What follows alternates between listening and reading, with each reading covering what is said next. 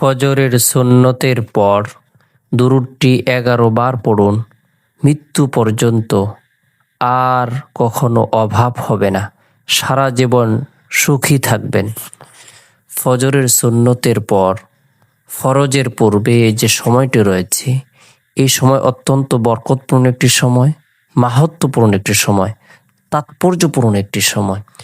এই সময়ে কোনো ব্যক্তি যদি গুরুত্ব সহকারে নবী সাল্লাল্লাহু আলাইহি সাল্লামের প্রতি মহব্বত রেখে, ভালোবাসা রেখে, আন্তরিকতা রেখে বরকতপূর্ণ এই দুরূদটি মাত্র 11 বার পাঠ করে আমল করে আল্লাহ পাক রব্বুল আলামিন তাকে এত বেশি নিয়ামত প্রদান করবেন, কল্যাণ প্রদান করবেন, এত বেশি সফলতা দান করবেন, মৃত্যু পর্যন্ত আর কখনো অভাব হবে না।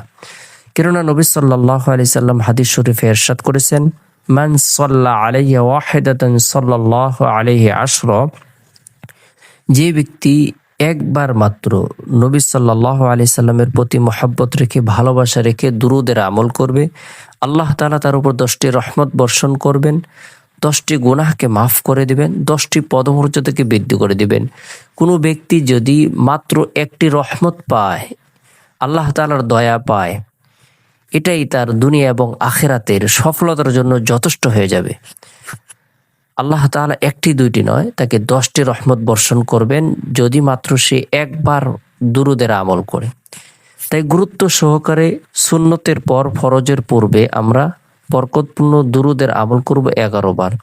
আর দুরূদের আমলের ব্যাপারে আল্লাহ তাআলা কালামুল্লাহ শরীফের মধ্যে সূরা আহজাবের 56 নং আয়াতে বলেন, ইন্নাল্লাহা ওয়া মালাইকাতাহু ইউসাল্লুনা আলান নবী ইয়া আইয়ুহাল্লাযীনা আমানু সাল্লু আলাইহি ইয়া আইয়ুহাল্লাযীনা আমানু সাল্লু আলাইহি ওয়া সাল্লিমু তাসলিমা।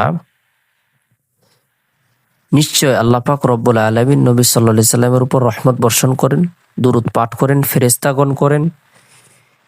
হে ঈমানদারগণ, তোমরাও নবী সাল্লাল্লাহু আলাইহি সাল্লামের প্রতি বেশি বেশি করে দুরূদের আমল করো, দুরূদ শরীফ পাঠ করো। তাই যে ব্যক্তি গুরুত্ব সহকারে দুরূদের আমল করবে, আল্লাহ পাক রব্বুল আলামিন তাকে ধনী এবং সুখী বানিয়ে দিবেন। ফজরের সুন্নতের পর গুরুত্ব সহকারে 2 শব্দের এই দুরূদটি আমরা 11 বার পাঠ করব, আমল করব। সাল্লাল্লাহু আলাইহি ওয়াসাল্লাম, সাল্লাল্লাহু আলাইহি ওয়াসাল্লাম, সাল্লাল্লাহু আলাইহি ওয়াসাল্লাম। এভাবে নিয়মিতভাবে যদি দুরূদের আমল করি, আল্লাহ পাক রব্বুল আলামিন আপনাকে আমাকে পেরেশানি মুক্ত জীবন দান করবেন, অভাব মুক্ত জীবন দান করবেন। আল্লাহ তাআলা চিন্তা মুক্ত জীবন দান করবেন, সুখময় জীবন দান করবেন। নবী সাল্লাল্লাহু আলাইহি সাল্লামের সুপারিশ নসিব হবে। আল্লাহ তাআলা আমাদের সকলকে রাসূলের প্রতি মহব্বত রেখে, ভালোবাসা রেখে রাসূলের সুন্নাহকে আঁকড়ে ধরার এবং দুরূদের আমল করার তৌফিক দান করুক। সকলে ভালো থাকুন, সুস্থ থাকুন।